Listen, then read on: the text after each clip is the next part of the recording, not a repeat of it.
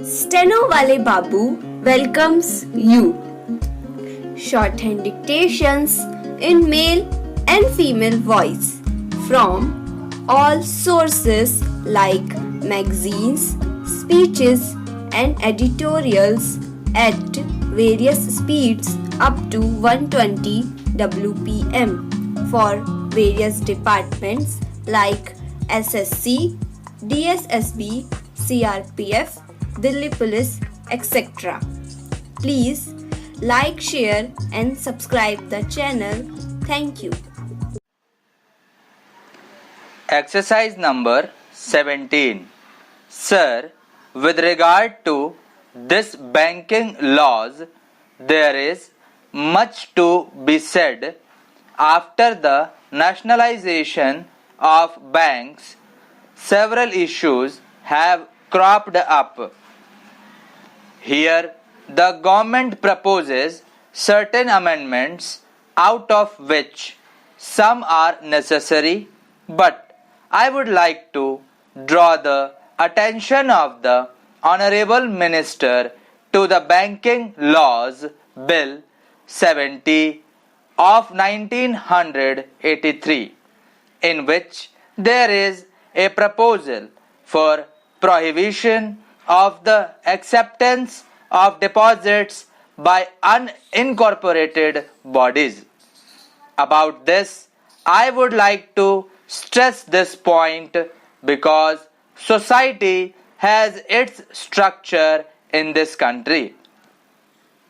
There are certain money lenders who are rendering some service to the people. Your branches have not reached there.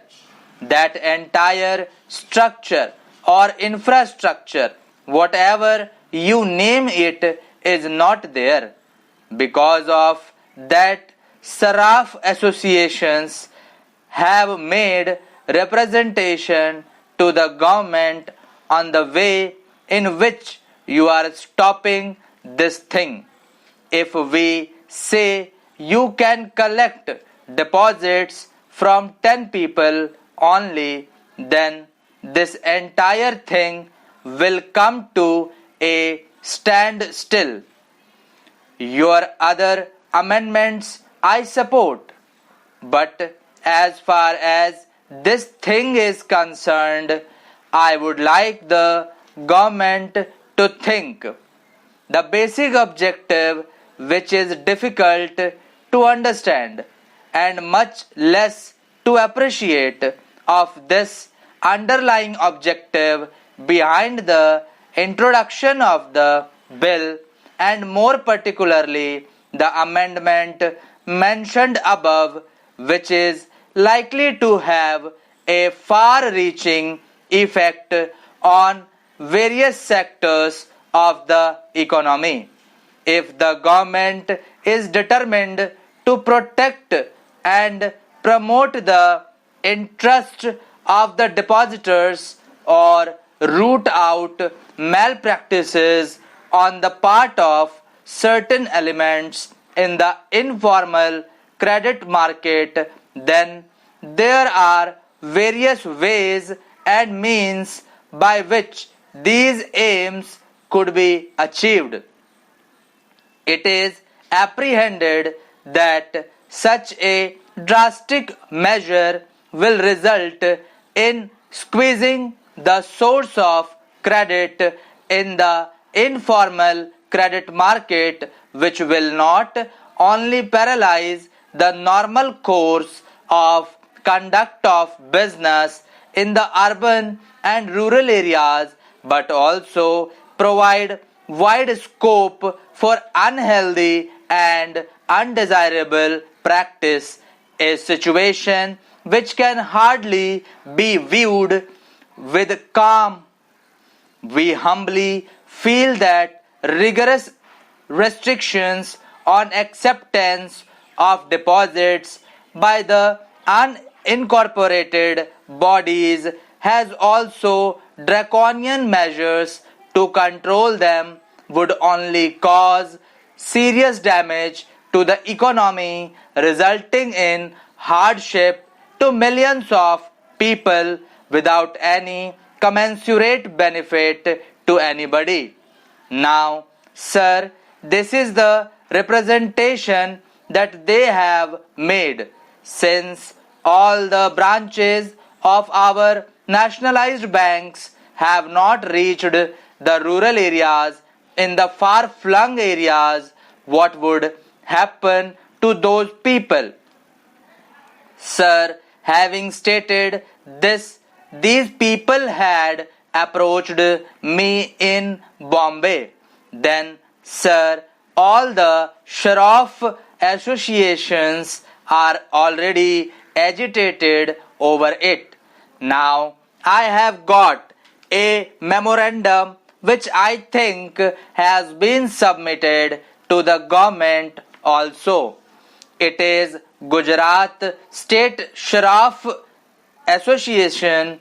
Likewise, that agitation has spread everywhere, and there is an apprehension that if the government goes on with this provision, then the entire transactions which are being carried on smoothly at places where no banking facility is available will come to a stop and stand still, and the rural people and the lower middle class people will be very much affected.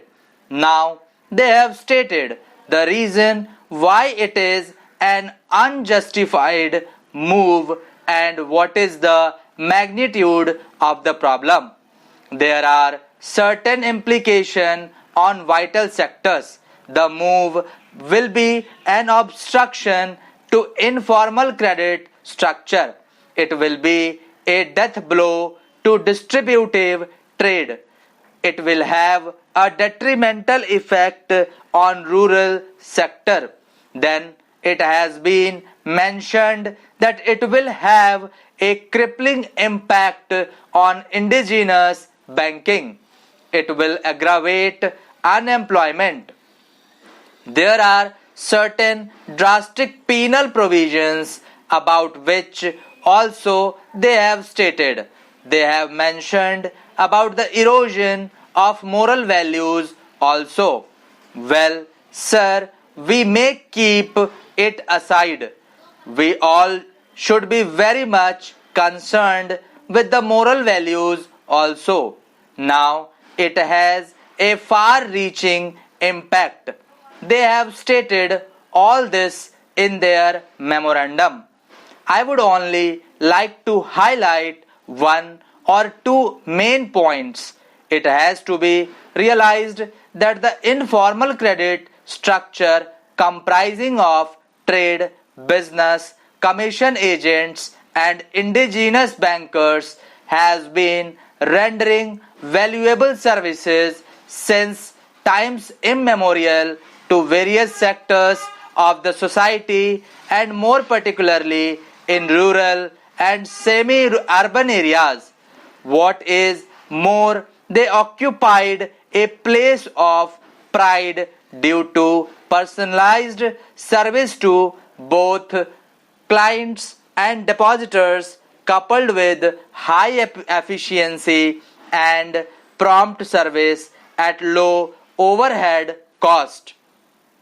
Even though greater percentage of information credit structure is unsecured vis-a-vis the bank credit, which is mostly secured, the default is very low.